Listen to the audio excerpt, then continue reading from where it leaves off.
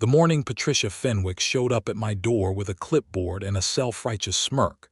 There were 3 feet of fresh snow on the ground.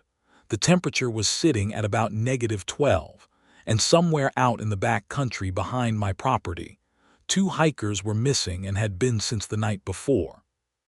I know all of this because my radio was already crackling with updates from County Dispatch when I answered the door in my gear and found her standing there, bundled up in her expensive puffy coat, her breath making little clouds of indignation in the frozen air.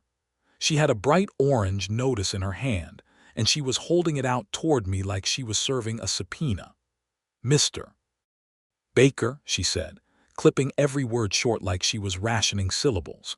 "I am here on behalf of the Pinecrest Ridge HOA Board to inform you that you are in direct violation of Bylaw 14-7C regarding motorized recreational vehicles operating within the community boundary." I stared at her. I could hear my radio in the background. I could also hear my 3 snowmobiles idling in the garage because I had literally just fired them up to prep them for the search grid. I took a slow breath, the kind you take when you are very aware that you do not have time for whatever is about to happen. "Patricia," I said, "I am a little busy right now." "I can see that," she said, leaning to look past me into my garage with a look that managed to be both suspicious and triumphant at the same time. "And what I see is 3 snowmobiles, which is 3 violations.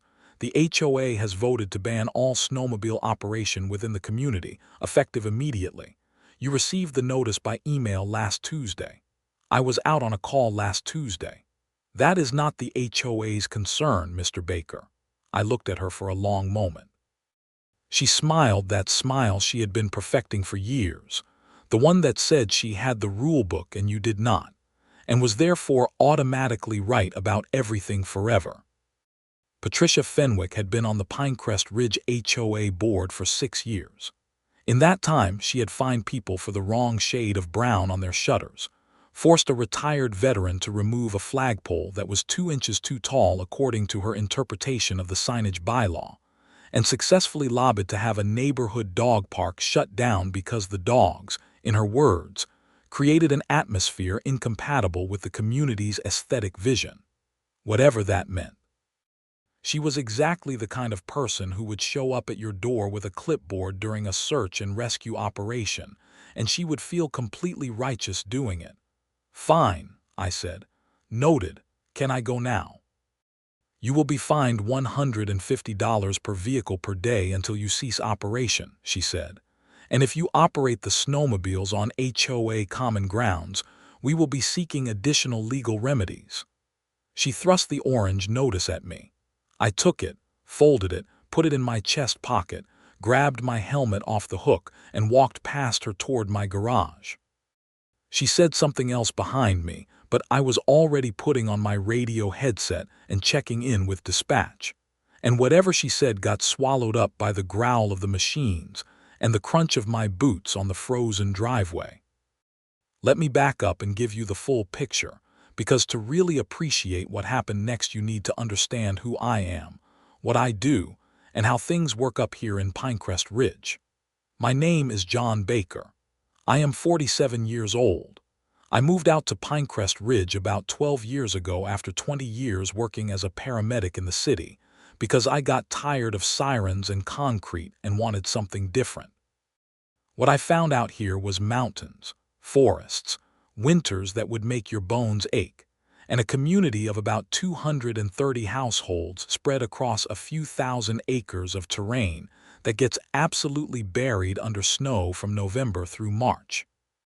I also found that the county had essentially no capacity to run search and rescue operations in the back country behind our community. The terrain is rough, the trails are remote, and when the snow comes, the only practical way to cover ground fast is on snowmobiles. So about 9 years ago, I got certified as a wilderness search and rescue operator, bought my first sled, recruited a few neighbors to train with me, and eventually the county came knocking. They wanted to formalize the arrangement. They needed someone with equipment, knowledge of the terrain, and availability. They offered a contract. I signed it. Since then, I have held the exclusive search and rescue services contract for the Pinecrest Ridgeback Country Territory, covering roughly 40 square miles of mountain terrain. The county pays me a retainer and reimburses operational costs. I supply the machines, the expertise, and the manpower. In return, when someone goes missing out there in the snow, my team and I are the people who go find them. In 9 years, we had found 22 missing persons, 17 of them alive. The HOA did not know any of this. Or rather, Patricia Fenwick and whoever was running the board this season had never thought to ask. They saw snowmobiles and heard noise, and that was the beginning and the end of their analysis. The ban had apparently been proposed by Patricia after the Hendersons on Maple Ridge Lane complained about me running a test loop on my groomed trail in early November. I had done it at 10 in the morning on a Saturday. 2 people complained. Patricia ran with it, called an emergency board vote, and pushed the ban through with 4 votes to 2, the 2 against being Greg Olafson and Linda Park, who actually knew me and understood the situation. Greg had texted me about the vote. He said Patricia had framed it entirely as a recreational nuisance issue and had not mentioned anything about search and rescue. He said he tried to bring it up and she steamrolled him, said it was irrelevant to the discussion. That was last Tuesday. The same Tuesday I was out for 18 hours helping recover a snowboarder who had gone off trail on the East Ridge. So that was the situation. Patricia had a ban. I had a contract. And somewhere out in 40 square miles of frozen wilderness, 2 people were cold and scared and counting on me to come find them. I got my team together within 20 minutes of her leaving my driveway. There were 4 of us that day. Me, my neighbor Dave Kowalski, who had been with me almost from the start, a younger guy named Remai Torres who had joined about 3 years back and turned out to be one of the best navigators I had ever worked with, and Susan Finch, a retired nurse who handled all our medical response work and was absolutely fearless on a sled. We loaded the sleds, packed the emergency kits, checked in with the county incident commander on radio, and headed out. The 2 missing hikers were a couple, late 30s, who had parked at the Saddle Creek trailhead on Friday afternoon for what was supposed to be a day hike. They had not told anyone exactly which trail they planned to take, which is always the thing that makes our job harder. When their car was still in the parking lot Saturday morning and nobody had heard from them, another hiker reported it to the sheriff's office, who kicked it to us. The back country was absolutely locked in snow. The storm that had rolled through Thursday night had dumped nearly 3 feet of fresh powder on top of the existing base, which was already substantial. The trails were invisible. The only way to cover the ground efficiently was the way we were covering it, spread out on sleds, running a grid pattern across the most likely approach routes, watching for any disturbance in the snow, any sign of passage, listening for whistles or shouts. It took us 4 hours. Remai spotted them first, or rather spotted the heat signature on his thermal unit, 2 shapes huddled under a ledge on the north face of Saddle Creek drainage, about 2.5 miles from the trailhead. They had made an okay decision, honestly. When they realized they were lost and the storm was getting worse, they had stopped, found shelter, and stayed put. That is exactly what you are supposed to do. They were cold, dehydrated, and the woman had a mild case of the shakes that suggested early-stage hypothermia, but they were alive and they were conscious, and they were very, very happy to see us. Susan handled the medical assessment while Dave and I rigged the transport sled. We got them both out in about 40 minutes, brought them to the trailhead where the sheriff's deputies and an ambulance were waiting, and handed them off. The woman went to the hospital for observation. The man was released after a couple of hours. Both of them were fine. By the time we got back to my property, it was almost dark. The temperature had dropped another 5 degrees. And there was a second notice from the HOA taped to my front door. This one was not just a warning. It was a formal notice of violation with an attached fine schedule. $300 per day for each of the 3 snowmobiles I was operating, retroactive to the morning. Patricia had also included a printed copy of Bylaw 14-7C, which she had helpfully highlighted in yellow marker, and a note at the bottom in her own handwriting that said, "Continued noncompliance will result in escalation, including potential legal action and lien filing." A lien. She was threatening to put a lien on my house. I stood in my driveway reading this with my helmet under my arm and my face numb from a day in the cold, and I felt something settle in my chest that was not exactly anger. It was more like clarity. The kind of clarity you get when you have been mildly annoyed by something for a long time, and suddenly you realize you actually do not have to put up with it anymore. I went inside, made a pot of coffee, and called my brother-in-law Mike, who is an attorney. "Tell me about HOA lien authority in this state," I said. "Hello to you too," he said. "Mike." Fine. Lien authority is real, but it is conditional. They have to follow specific procedural requirements, give proper notice, allow cure periods, the whole thing. Why, what did Patricia do now? I told him about the snowmobile ban. I told him about the fines. I told him about the lien threat. And then I told him about the county search and rescue contract, which he knew about but which he apparently had never considered in this particular context. There was a pause on the other end of the line. "John," he said slowly, "do you have that contract in writing?" "Obviously. And it specifies that you are authorized to operate search and rescue equipment, including motorized vehicles, in the course of fulfilling your contractual obligations." "Does. It also indemnifies me against interference by third parties when operating in an official capacity." Another pause. "Third parties," Mike said, and I could hear him starting to smile. "That would include a homeowners association." "It would. John, buddy, I think Patricia Fenwick is about to have a very bad week." We talked for another hour. Mike laid out exactly what my position was, which was considerably stronger than Patricia had apparently assumed when she launched this little campaign. The county contract was a government services agreement. It carried with it certain protections that a private HOA's internal bylaws simply could not override. On top of that, the manner in which the ban had been passed was procedurally questionable. There was a specific clause in the Pinecrest Ridge HOA governing documents that required any new enforcement bylaw affecting individual property use to be circulated to all homeowners for a 30-day comment period before taking effect. Patricia had called an emergency board vote and pushed the thing through in a week. That was a procedural violation of the HOA's own rules. "So the ban may not even be valid to begin with," Mike said. "How do I prove that?" "You request the full meeting minutes and the voting record. They are required to provide those to any member of the HOA on request.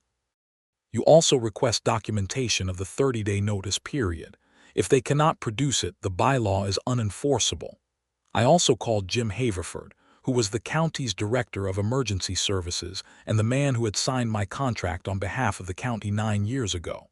I had woken him up, but he did not seem to mind once I explained the situation. Jim had a deep and abiding love of cutting through nonsense, which was part of why he was good at his job. "They did what?" he said. I explained again.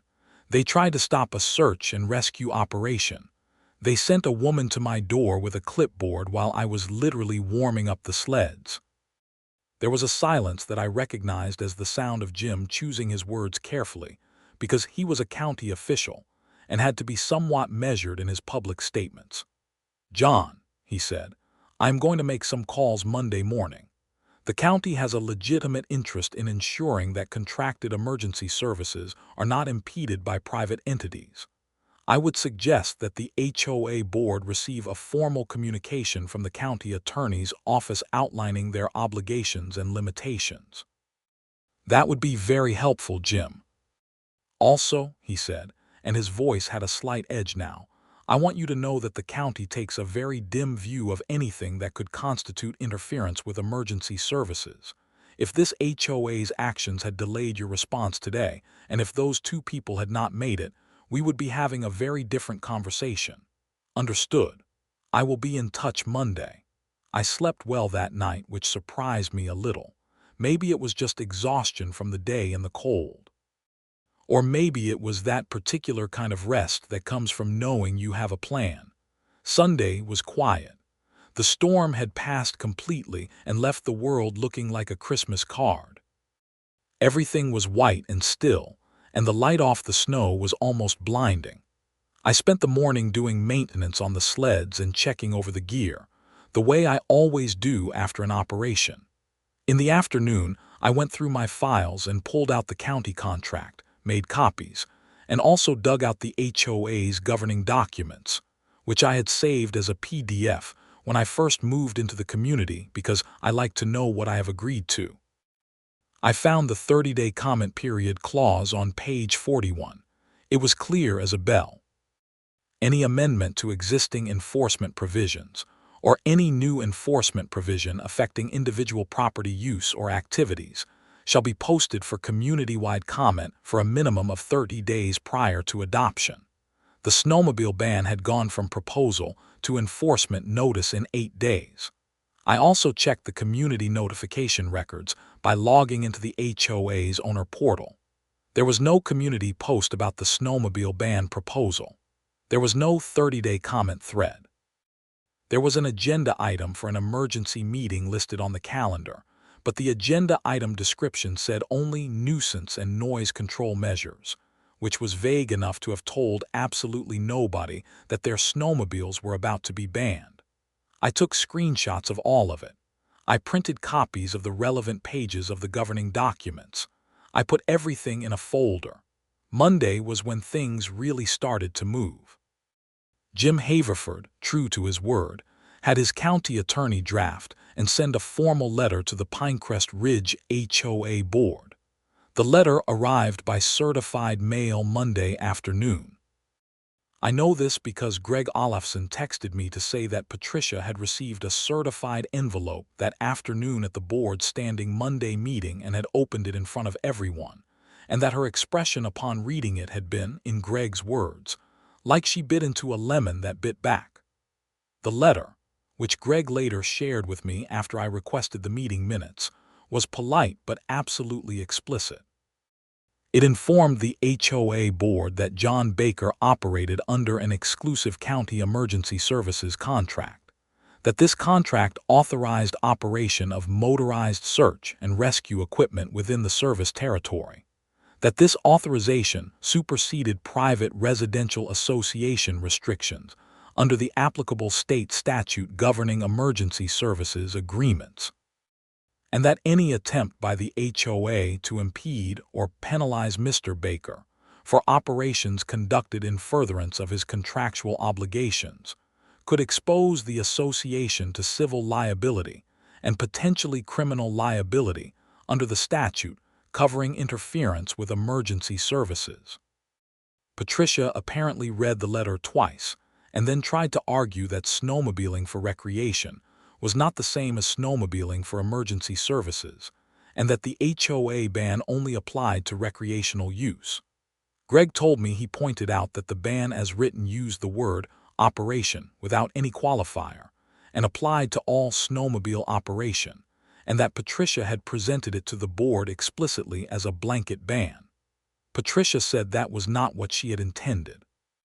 Greg said he understood that, but that the document said what it said, and that in light of the county's letter perhaps they should table the enforcement actions against John Baker immediately.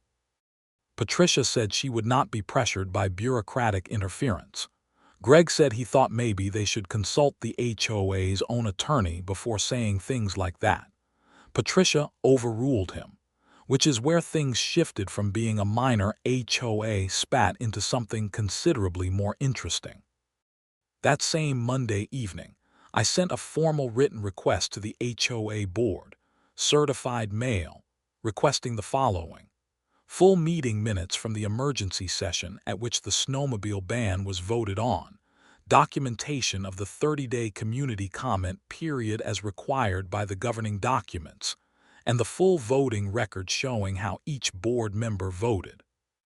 I sent a copy to Mike, who sent his own letter the same day informing the board that he was representing me in this matter, and that the procedural irregularities in the passage of the bylaw appeared to constitute a violation of the HOA's own governing documents, rendering the bylaw potentially unenforceable, and that any fines or lien actions taken in furtherance of the invalid bylaw would be contested. 2 days passed. The HOA did not respond to my request. Under the governing documents, they were required to respond within 10 business days, but in Mike's experience, the fact that they were not responding quickly usually meant they were scrambling. Meanwhile, life in Pinecrest Ridge was going on around all of this, and the winter was not being gentle about it. We had another cold snap roll in Wednesday night, the kind that drops the temperature to -20 and makes everything stop working correctly. Half the neighborhood had propane delivery issues because the roads were icy, and the delivery trucks were having trouble getting up the hill. The main entrance road to Pinecrest Ridge, which was technically HOA-maintained common property, had not been properly sanded, and 2 cars had slid off into the ditch on Tuesday. One of those cars belonged to old Earl Hutchins, who was 73 and had been trying to get to the pharmacy to pick up his heart medication. Earl had to sit in his car for 2 hours waiting for a tow because the roads were so bad nobody could get to him quickly. I heard about Earl because his daughter called me, not the HOA, not anyone official. She called me because she knew I had equipment and I had helped people before. By the time she called, Earl had already been extracted and was fine if cold and shaken, but the story went around the neighborhood the way stories do in small communities, and people were annoyed. Not at Earl.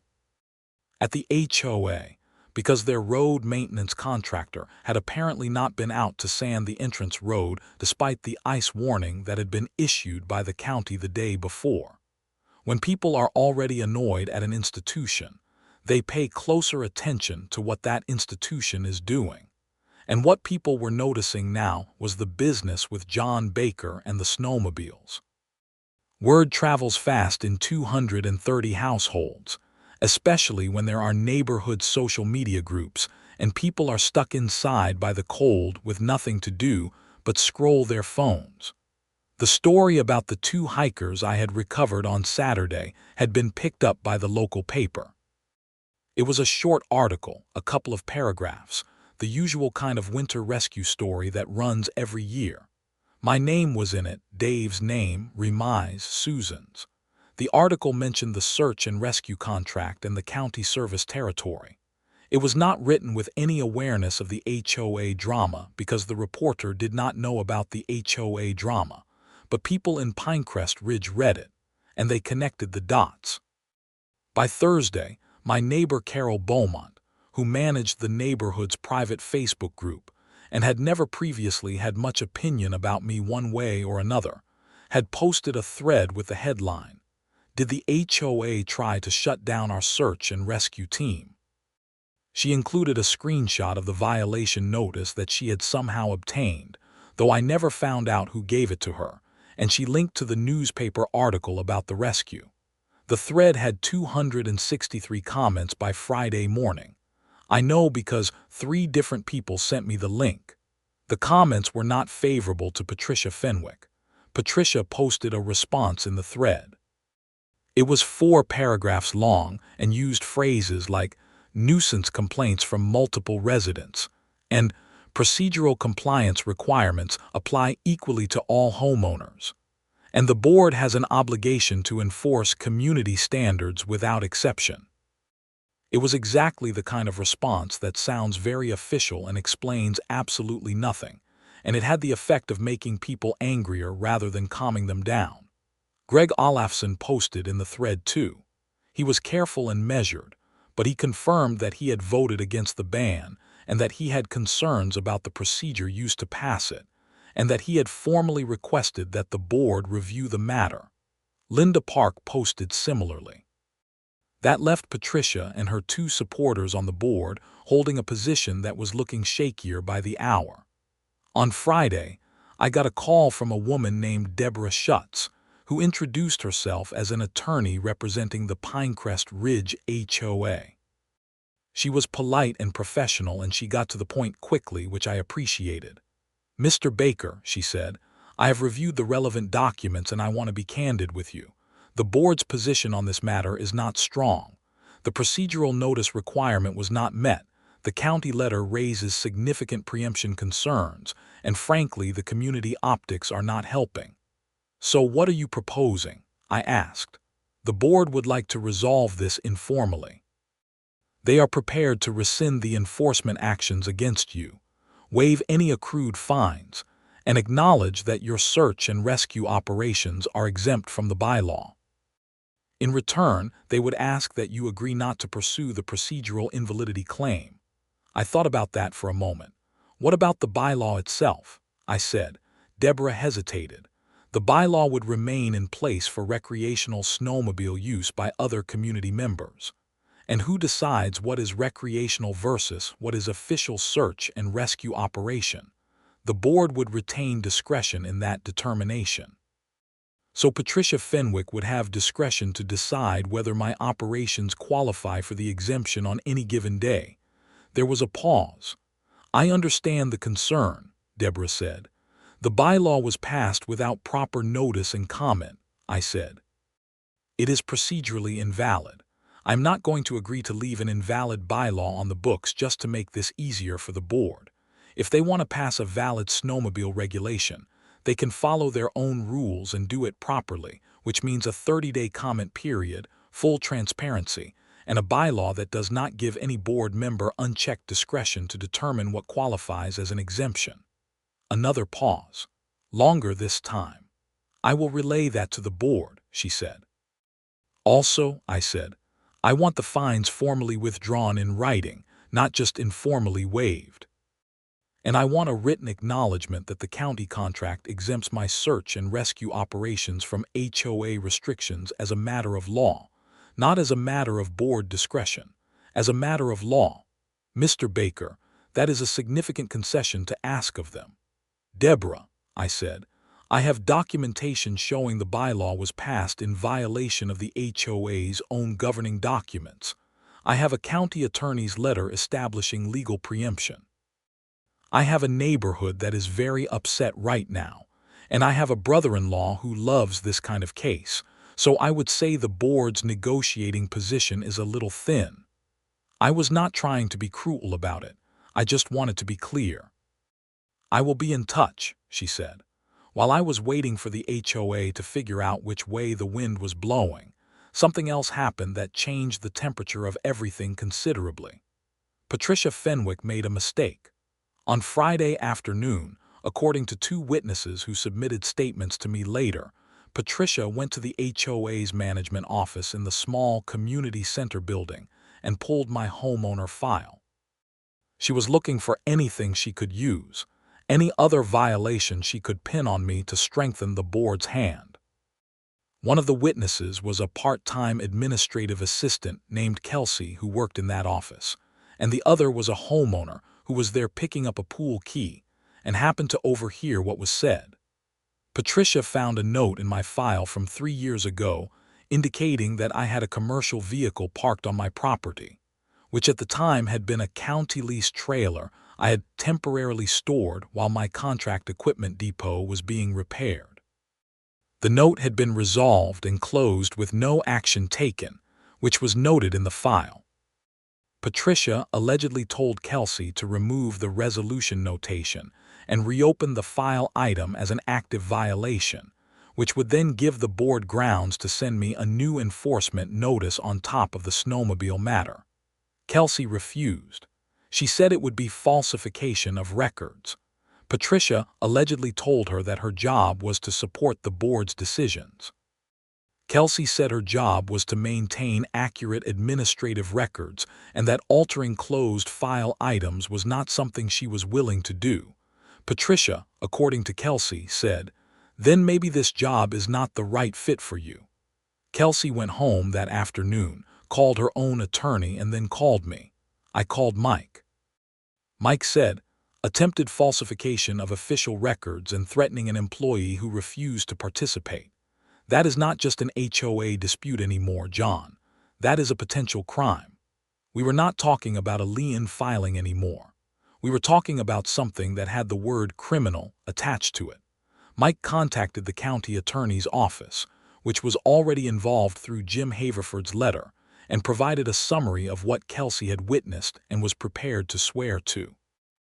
The county attorney's office in turn contacted the sheriff's office. By Saturday morning, there was a deputy involved. Kelsey gave a formal statement. The homeowner who had overheard the exchange also gave a statement. Patricia, meanwhile, apparently had no idea any of this was happening. As far as she knew, Kelsey had just been difficult on Friday afternoon, and she would deal with it on Monday. She spent Saturday posting in the neighborhood Facebook group about HOA governance best practices and why community rules exist for everyone's benefit, which, given the circumstances, was a spectacularly bad use of her Saturday. The deputy contacted Patricia on Sunday. He was low-key about it, just asked to meet with her to discuss a matter related to the HOA management office. Patricia agreed, apparently thinking it was about the snowmobile dispute in some general way. When the deputy explained what he was actually there to discuss, Patricia's reaction was, by all accounts, not graceful. She denied everything, said Kelsey was exaggerating, said it was a misunderstanding about filing procedure, said the homeowner witness had not understood the context of what was said. The deputy listened to all of it and took notes and was very polite and said he would be in touch. Whether charges would actually be filed was still an open question at that point. The deputy told me later that the district attorney's office would review it, and that it depended on a number of factors including how the documentary evidence lined up with the witness statements. What was clear was that it was being taken seriously. What was also clear was that when word got out that a deputy had visited Patricia's home over the weekend, the neighborhood's already simmering mood reached a new level of heat. The Monday board meeting that week was, by all accounts I received from Greg and Linda afterward, extraordinary. 14 homeowners showed up in person, which was apparently some kind of record for a Pinecrest Ridge HOA meeting. They were bundled up and stomping snow off their boots, and they were not happy. The road icing incident with Earl Hutchins came up. The Facebook thread came up. The county letter came up. And then someone, I never found out who, brought up the deputy's visit. Patricia tried to maintain control of the meeting. She had a prepared agenda and tried to stick to it. But the homeowners were not interested in the prepared agenda. They wanted to talk about the snowmobile ban, and the fines, and the procedural process, and whether the board was actually operating in accordance with the HOA's own governing documents. Greg made a formal motion from the floor to rescind the snowmobile ban on procedural grounds. Linda seconded it. Patricia ruled the motion out of order, which sent the room into an uproar.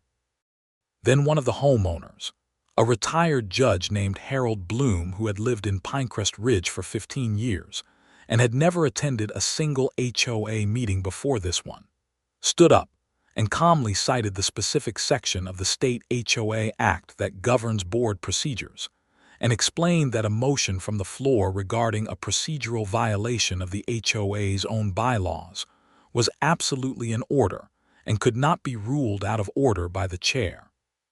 Patricia looked at the HOA's attorney, Deborah, who was sitting in the back of the room. Deborah gave a very small, almost imperceptible shake of her head. Patricia rescinded her ruling. The vote to rescind the snowmobile ban was 4-1. Patricia cast the single no vote, which under the circumstances was about as useful as yelling into a snowstorm. After the meeting, Deborah pulled me aside in the parking lot. She was wrapped in a long coat and her breath was making clouds in the cold air, and she looked like someone who had aged several years in the past week. "The board is prepared to meet all of your conditions," she said. "Formal written rescission of all fines, written acknowledgement of the legal preemption of your county contract, and invalidation of the bylaw on procedural grounds. They would also like to apologize." "They would like to, or they will," she almost smiled. "They will. Who is drafting the acknowledgement?" "My office. I will send you a draft for your review." "Mike will review it," I said. "He is a little particular." "I imagine he is," she said. I drove home through roads that the HOA's maintenance contractor had, somewhat more diligently than before, sanded and treated. The night was clear and cold, and the stars over the mountains were absolutely brilliant, the kind you only see when the air is cold enough to be perfectly transparent. I sat in my truck for a minute in my driveway just looking up at them, which I know sounds sentimental, but honestly after the week I felt like I had earned a minute of sentimental. The formal documents arrived the following week. Mike reviewed them and made 3 small edits, all of which Deborah accepted without pushback. The written acknowledgement was on official HOA letterhead, signed by 4 of the 5 board members, Patricia's signature conspicuously absent, and it explicitly stated that John Baker's operation of snowmobile equipment in furtherance of his county emergency services contract was exempt from HOA restrictions as a matter of applicable law, and that the HOA would take no further enforcement action related to such operations. All fines were formally rescinded, and the HOA's records were to reflect no violation on my part. Mike also made sure the document included a provision stating that any future HOA regulation affecting individual property use must comply with the 30-day notice and comment requirement in the governing documents, and that failure to do so would render such regulations unenforceable and expose the board to liability for any enforcement actions taken pursuant to them. That one took a little more back and forth, but Deborah ultimately got her clients to agree. The district attorney's office, after reviewing Kelsey's statement and the supporting evidence, did find sufficient basis to charge Patricia Fenwick with 1 count of tampering with records and 1 count of witness intimidation, both misdemeanors under state law. The tampering charge related to her attempt to have closed file records altered. The intimidation charge related to her comment about Kelsey's job security. Patricia hired her own attorney. I followed the proceedings from a distance, mostly through Greg, who was following them somewhat more closely than I was. She eventually pleaded guilty to a reduced single charge of attempted interference with official records, paid a fine, and received a suspended sentence with 2 years of probation. As a condition of the plea, she resigned from the HOA board. Kelsey, for what it is worth, kept her job. The new board, which included Greg as interim chair, gave her a small raise and formally commended her in the meeting minutes for maintaining the integrity of the administrative records. The snow did not care about any of this, of course. It kept coming. January turned out to be one of the heaviest snowfall months in years, and we had 4 more search and rescue calls before the season was out. A lost cross-country skier in February, 2 snowshoers who had gone off-trail in a whiteout in late January, and a snowboarder who had taken a bad fall and could not self-rescue in early March. My team got all of them out. Nobody died. The county was pleased. Jim Haverford told me that the HOA incident had actually been useful in one unexpected way, because it had prompted the county attorney's office to draft clearer language protecting contracted emergency services providers from interference, language that would now apply not just in my territory but countywide. So Patricia Fenwick's power trip had inadvertently made things better for search and rescue operators across the whole county. I did not point this out publicly because that felt unnecessarily petty, but privately I found it quite satisfying. The new HOA board, once they had sorted out the immediate chaos, turned out to be a considerable improvement over the previous arrangement. Greg ran things without drama, which is all most people really want from an HOA. He held a community meeting in February, the kind where people actually show up because they feel like they will be listened to, and asked people to share their concerns and priorities. The road maintenance contract was renegotiated with better ice treatment provisions after the Earl Hutchins incident. A proper community communication process was established. The snowmobile question came up in an orderly way, with a 30-day comment period, and the result was a nuanced policy that distinguished between recreational use, which was subject to reasonable time of day and noise restrictions, and emergency services use, which was explicitly unrestricted. The policy passed unanimously, including a vote from me, because I thought it was actually fair. Earl Hutchins, whose pharmacy trip had turned into such a neighborhood moment, sent me a bottle of good scotch in January with a handwritten note that said, "For warming up after cold rescues." I appreciated that more than I expected to. Dave, Remai, and Susan and I did our annual equipment review in late March, when the worst of the season was winding down but before we could officially stand down. We sat in my garage with the sleds lined up and hot coffee in our hands, going over the season's numbers, what had worked, what we wanted to improve, whether we needed to upgrade any equipment. It was the kind of conversation I had come to look forward to every year, quiet and practical and grounded in the real work we had done. Remai said, at some point during that conversation, "Do you ever think about what would have happened if that woman had actually managed to shut you down?" I thought about it. I thought about the 2 hikers under the ledge on Saddle Creek drainage, the woman with the early hypothermia, the cold and the dark and the wind. I thought about what 4 extra hours might have meant if we had been delayed. I thought about the other calls that season, the skier in February, the snowshoers in the whiteout. "Yeah," I said, "I think about it." "Good outcome," Dave said, which was his characteristic way of putting a lid on things. "Good outcome," I agreed. The season's last snow came in the second week of April, a late wet storm that dropped about 8 inches and then melted off in 3 days as the temperatures finally started to climb. I stood on my back porch the morning after that storm and watched the mountains and listened to the drip of melt coming off the roof eaves and felt the particular quality of the light that tells you winter is really done now. The angle of the sun changed, the shadows shorter, the world beginning to unclench. The snowmobiles went into summer storage that week. I did the fluid changes, the cover-up work, all the little tasks that mark the end of the operational season. Before I closed the garage door, I stood there for a moment looking at them, the way you look at tools that have done their job and done it well. Patricia Fenwick's orange notice had lasted about as long as the first snow of the season. The county contract was still in place. The team was still intact. The community was better off than it had been before, which was not something I had predicted or planned, but which I was not inclined to argue with. I closed the garage door and went inside to make breakfast. Outside, the mountains were still white, but the light was different, warmer, already reaching toward something on the other side of the cold. We had done good work, that was enough. What I did not know until a couple of months later, when the summer had properly set in, and the HOA drama had faded into the kind of story people tell at neighborhood barbecues, was that the local paper had picked up the broader story. Not just the rescue, but the whole thing.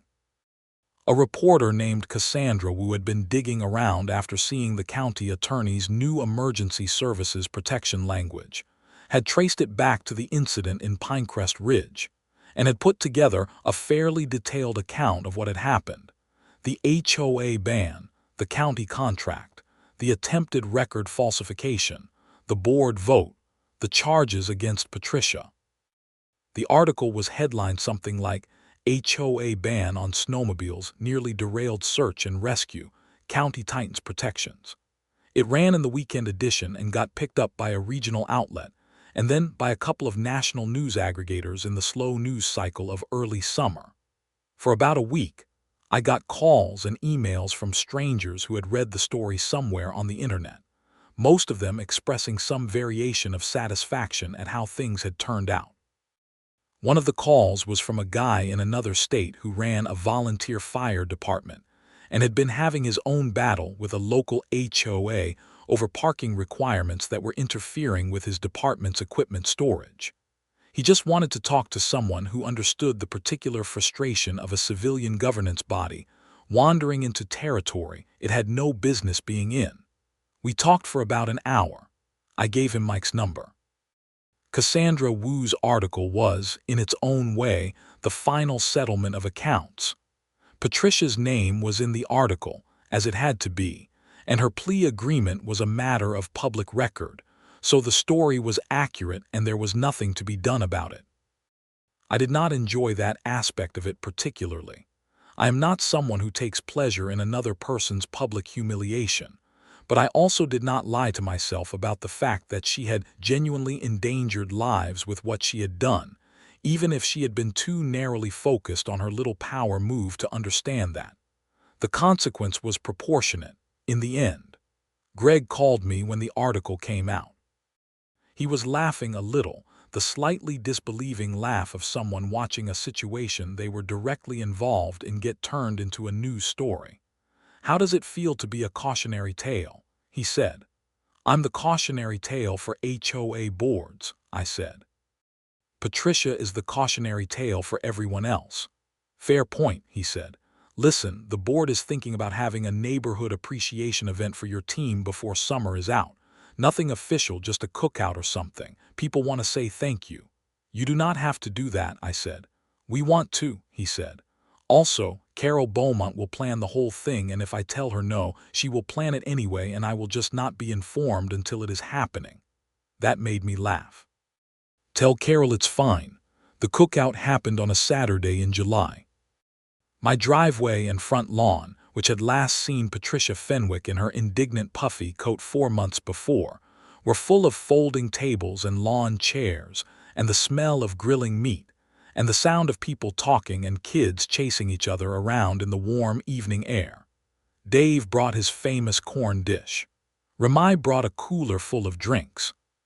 Susan brought a card signed by about 40 people, which she presented to the 4 of us together with a speech that was mercifully short and made everybody feel good without being maudlin about it.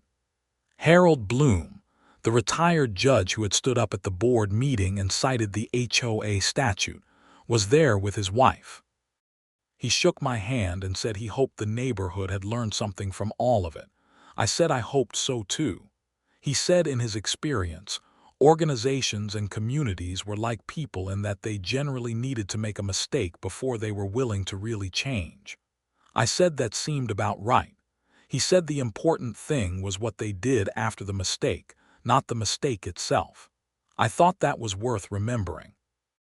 Later, when most people had gone home, and it was just me and Dave and Ramai and Susan sitting in lawn chairs watching the last of the sunset over the mountains, one of those long golden summer sunsets that make you understand why people choose to live in cold mountain places even when the cold is very cold indeed, I thought about the winter that had been and the winter that would come. Because it always comes. The snow always comes back. The trails go white and the temperatures drop, and somewhere out in the back country someone is going to need help and we are going to go find them. That was the job. It was a good job. It was my job, under a contract that was properly documented and legally protected and not going anywhere. My snowmobiles were in the garage, rested and serviced and waiting. Come December, we would be ready.